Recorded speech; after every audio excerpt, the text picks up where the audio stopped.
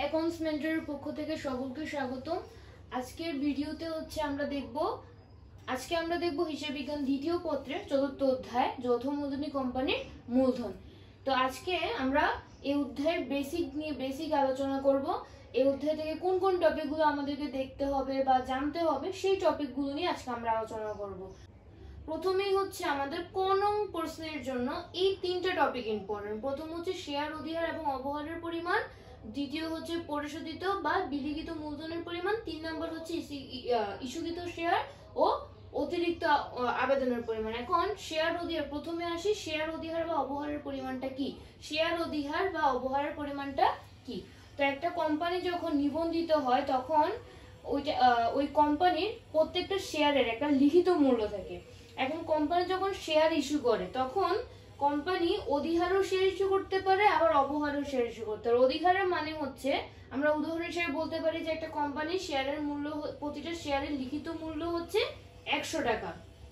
এখন সে যদি 110 টাকায় শেয়ার ইস্যু করে তাহলে শেয়ার অধিহারের পরিমাণটা হচ্ছে 10 টাকা। অর্থাৎ লিখিত মূল্য অপেক্ষায় যদি বেশি মূল্যে ইস্যু করে তাহলে সেটা হচ্ছে শেয়ার অধিহার, আর যদি কম মূল্যে ইস্যু করে সেটা হচ্ছে শেয়ার অবহার। হচ্ছে পরিশোধিত বা বিলিখিত মূলধনের পরিমাণ।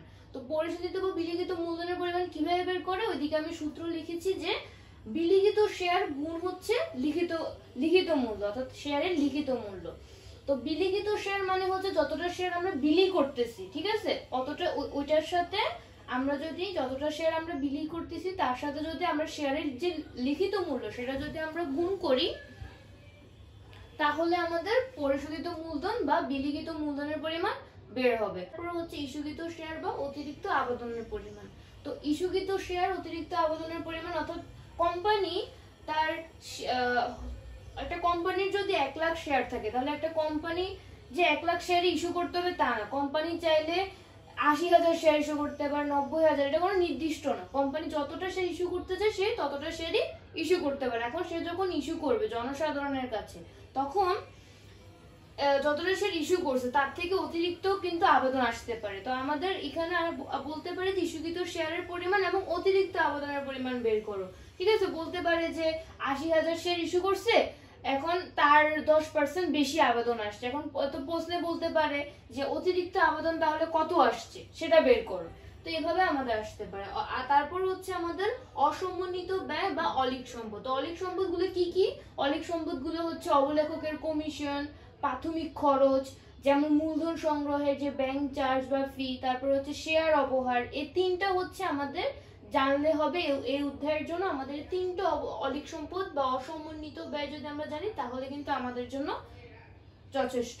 তো তারপরে হচ্ছে আমাদের আর্থিক বিবরণী, জাবেদা এবং ব্যাংক হিসাব। এই তিনটা টপিক হচ্ছে আমাদের খ এবং গ নং প্রশ্নের জন্য ইম্পর্টেন্ট। এই 4টা টপিক হচ্ছে আমাদের ক নং প্রশ্নের জন্য, আর এই 3টা টপিক হচ্ছে আমাদের খ অথবা গ নং প্রশ্নের জন্য। তো পরবর্তী পার্টগুলোতে হচ্ছে আমরা বিগত বছরের যে বোর্ড প্রশ্নগুলো তার মাধ্যমে আমরা এগুলো সলভ করে দেখাবো। তারপর আমরা জাবেদা, আর্থিক অবস্থা বিবরণী, এগুলো প্রত্যেকটা পার্ট বাই পার্ট আমরা সামনের ভিডিওগুলোতে দেখাবো।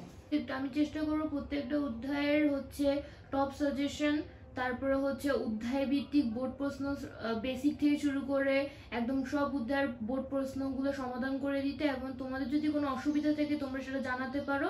সেজন্য আমাদের একটা গ্রুপ রয়েছে, সেই গ্রুপটা আমি কমেন্টে দিয়ে দেবো, সেই গ্রুপে তোমরা জয়েন হতে পারো।